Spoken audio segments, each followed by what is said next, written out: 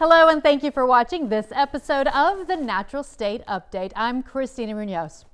We are heading into the end of May, which means our primary election is coming up on May 24th. Early voting goes through the 23rd, and you can find out if you're registered, where to vote, and see a sample ballot before you head to the polls by going to the Secretary of State's website, sos.arkansas.gov/elections. And don't forget to have your personal property assessed by May 31st to avoid a late fee. Call your county assessor or collector, and we've included a link that you can use to find yours. That's in the comments.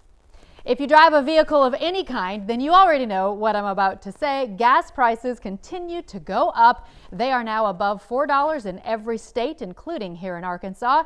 And unfortunately, experts at AAA say there does not appear to be any relief in sight. And if you're a fan of Petite and Keat, Cypress Social, Tzatziki's, listen up. The family behind those popular places, along with other groups, is bringing new life to the Breckenridge Village neighborhood in Little Rock. The plans include new restaurants and shops, and according to a release, the new owners are hoping to bring back the glory days of that area. And if you're here in Conway, we now have a Hungry Howie's Pizza. It's on Dave Ward in the same complex as Chicken Salad Chick. Check it out. On to our first story. Mention the word art and the city of Bentonville, and you will likely think of Crystal Bridges. Well, today, Jansen takes us to another place there where the creativity is a recipe for success. For about 5 years now, this building in Bentonville has served as a world-class center for anything and everything that has to do with food. Food is business, food is wellness, and food is art. From seed to plate and everything in between. How does it grow? How does it get to you? What do you do as a cook or a chef or a research and developer or a product designer? There's a lot of pieces that play into it. This is Brightwater, a school affiliated with the Northwest Arkansas Community College. It's named after an apple that grew in this part of the state about 200 years ago. Chef Marshall Shafkowitz, who's originally from the Big Apple, sees the blending of academic and career training as a recipe for success. And it's not just about being a chef or a baker or a pastry chef. They want to be entrepreneurs. They want to be business owners. They want to go into research and development and create the products that are put on the shelves at every store that you eat at.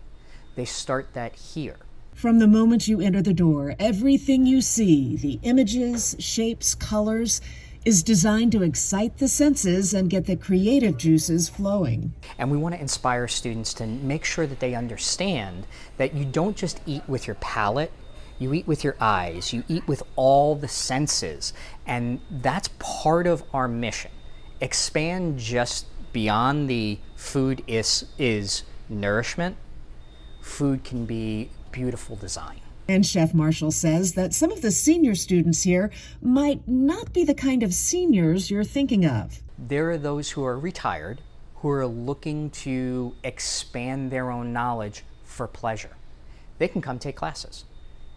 They come in just with our regular associate degree students and right alongside of them. And they're learning for knowledge's sake, not for anything more than that. And others are chefs in training who are just interested in polishing their craft. So right now the culinary capstone and the baking capstone are in a battle of the restaurants. According to Chef Marshall, some of the most robust classes involve the community, like the recent pizza making class. They made the dough, they made the sauce, and we went outside to our woodstone oven. They cooked it, and then we sat down as a community, 16 different individuals who didn't know each other, and walked away at the end with a newfound sense of what food can be.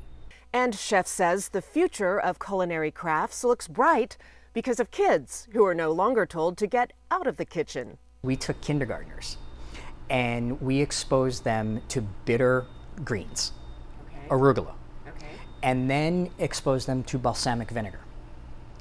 Put the two of them together, you start to begin the sweet, sour taste bud explosion. You have some that don't like it, and you have some that just, this is the journey that we just started for them, and they're exposing their parents, and they're saying, can we buy? It's no longer this, I'm stuck in the mac and cheese box, And that's what we strive to do with our Future Chef camps. Registration for the week-long day camps is open now. For the Natural State Update, I'm Ann Jansen. Bon appetit. Thank you, Anne. For more on the food camps and how to rent the facilities for special occasions, visit their website, brightwater.org. Graduation ceremonies, whether at the grade school, high school, or college level, are back to celebratory in-person affairs in Arkansas. All graduates are worthy of praise, but some had greater odds to overcome than others. Jason Pederson has a profile on one young man who continues to defy the odds. It's graduation season in Arkansas. Soon college students all over the state will be walking across that stage to accept that diploma. And given what they've gone through over the past 2 years, that is no small accomplishment. There are overcomers everywhere, and we found one great example here in Searcy at Harding University. Dylan Johnston just graduated from Harding University. As a youth who came out of foster care, the odds of this happening were seriously stacked against him. People that are in foster care end up, going into prison or going into debt and going into, so many different crazy, negative areas of life because of how they were raised. But Dylan turned his time in foster care into an advantage. First of all, Harding offers discounted tuition to students in foster care. Dylan opted to stay in the system in what is called extended foster care. I got my college paid for, I got insurance reimbursements, I was getting, board payments. Like, you're getting paid and assisted through the process to stay in foster care. You're going to have a lot more support behind you. The discounts, financial support, and scholarships have allowed Dylan to graduate debt-free. Not only that, but his car is also paid for, and he has a mortgage. Dylan owns a home near campus where he lives upstairs, and he rents out the downstairs to other Harding students. Dylan realizes that kids in foster care often want to leave that system as soon as possible. He just hopes all the hurt and anger and rejection that is often experienced doesn't blind young men and women to some great opportunities via extended foster care. A lot of foster kids get nervous that they're still going to be controlled and they don't feel like they're going to be able to let loose if they stay in foster care because they're so used to having to go with a caseworker or go to this and that. But really, they give you the freedom. They know that you're in college. They want you to go have the college dorm experience. Your caseworker's not going to show up to your dorm, most likely. They keep in touch with you, but you have freedom to go and experience college and experience how that is. And then you always have that safety net there to support you along the way. So I think that's the distinction. It's hard to realize until you're in it that you do get a lot of freedoms, and they're willing to support you and communicate with you. So there's no way I would be able to do any of this without being in that position. It allowed me to get free education. I was getting scholarships plus, additional funds to help pay for school. For the Natural State Update, I'm Jason Pederson. Dylan has accepted a full-time job as a marketing strategist and assistant manager at Nova Joe's, a Batesville-based coffee house and chicken restaurant chain with a location in Searcy. Dylan has been working there during much of his time at Harding. Well, they say dogs are man's best friends, but for one group of veterans in Russellville, they're much, much more. Drew Brent tells us about an organization that's using canine companions to help improve the lives of veterans. Meet Bullet, a 1-year-old German Shepherd full of energy and life. Bullet is more than just a playful pup. For John Sanders, he is a companion and a life changer. Bullet's going to be more than just a PTSD dog for me. Bullet's actually going to help me come off of a cane. Sanders and Bullet are training together for a new mission as part of the organization Warriors Keep. The River Valley-based nonprofit was founded by Darren Poole, a veteran himself of Operation Iraqi Freedom. He has dedicated his life to training service dogs for veterans trying to cope with life after war. I have a passion for training dogs, and I have a passion for soldiers. So just the concept of soldiers that needed service dogs was something that was missing largely in the River Valley, and a service I knew I wanted to try to provide because that was a passion of mine. Founded last year, Warriors Keep is a training ground for both veterans and their furry companions to overcome the obstacles of mental health in the reacclimation process.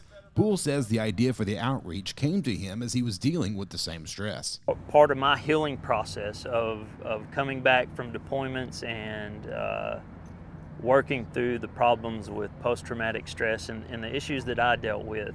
I knew, and even in my military career towards the end, that to get holistically better, you needed to be physically strong, you needed to encourage your soldiers to be mentally strong, and then to be spiritually strong. Spiritually strong indeed. Warriors Keep is faith-based, meaning that not only do these former soldiers learn together and train together, they pray together. The program is I think a faith-based program, and I'm pleased to be in that kind of a program, because we need not only service dogs, but we need the Lord to help us. My healing really started through all of that when some really obedient, godly men stepped into my life and helped show me that the hole that I was missing was what I called in our interview, a God-shaped hole.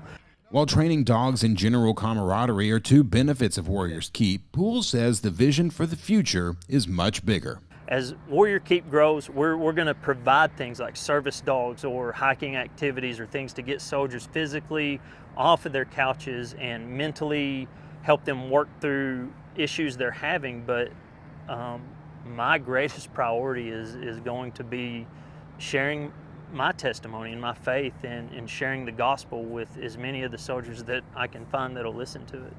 Darren Poole is hopeful that one day his organization will grow to national prominence, helping veterans across the country. For information on how you can help Warriors Keep, log on to their website at warriorskeep.faith. For the Natural State Update, I'm Drew Brent. So precious. Thank you, Drew. And again, if you'd like to help or know of a veteran who needs a service dog, just go to warriorskeep.faith.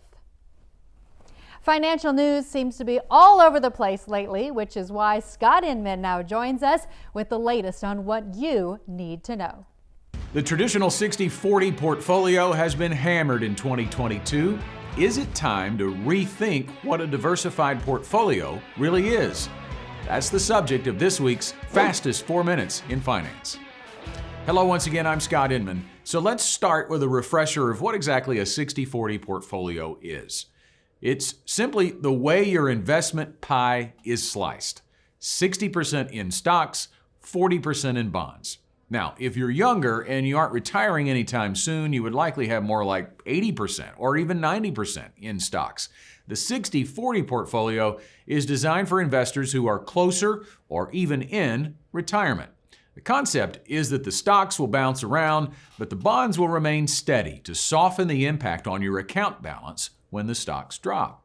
Well, in 2022, that hasn't worked at all. At the end of last week, using the S&P 500 index to represent stocks and the Bloomberg U.S. Aggregate Bond Index to represent bonds, the 60-40 portfolio is down 14% year to date. Now, we should always expect volatility in the stock market. It historically makes wild swings up and down. We've noted that, in fact, in several of our past Fastest 4 segments. What has created the larger problem for investors in 2022 is that bonds have been significantly negative as well. In fact, it's down right around 10% for the year. The reason? Interest rates are going up, and that has led to bond yields going higher. When bond yields go up, bond prices go down. Think of it this way. If I hold a bond yielding 3% and you can go out and buy a bond yielding 4%, you wouldn't want to buy my bond unless I sold it to you for a cheaper price. Well, the bond yields went up quickly too, which could have led to the severe negative return. And it's unusual for both stocks and bonds to be down at the same time. Since the inception of the Aggregate Bond Index in 1976, the S&P 500 has been down over a calendar year 8 times. The bond index was higher each time. On the flip side, the bond index has only been down 4 times since 1976, and the S&P 500 was higher each time. Of course, 2022 is a long way from being over, so that historical perspective could mean we could see some recovery in stocks or bonds, or both, over the next 6.5 months. And there are signs in the bond market of that already happening. Equities are down 3% in May, but core bonds are slightly positive. Now that's a very short time frame, but if yields remain steady or even just tick up at a slower rate, bonds could produce a positive return for the rest of the year. So the bottom line here, bonds still deserve a place in your portfolio, but it may also benefit you to consider cutting a few more slices in your investment pie. There are more than just two asset classes. Real estate, for example, has had a great year. Values are skyrocketing and rents are soaring. If an investor's portfolio was 60-20-20 instead of 60-40, it would have likely performed better this year. In addition, with interest rates going up, fixed annuity rates are much more attractive than they were a year ago. You could soften the volatility of your portfolio in that way. There are always options. However, your financial goals should be set first. Then, creating a financial plan with your advisor could determine an investment strategy that helps you reach those goals. Thanks for listening.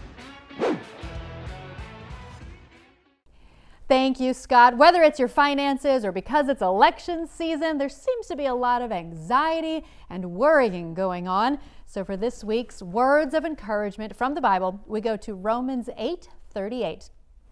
And I am convinced nothing can separate us from God's love, neither death nor life, neither angels nor demons, neither our fears for today nor our worries about tomorrow, not even the powers of hell can separate us from God's love. For the Natural State Update, I'm Christina Munoz.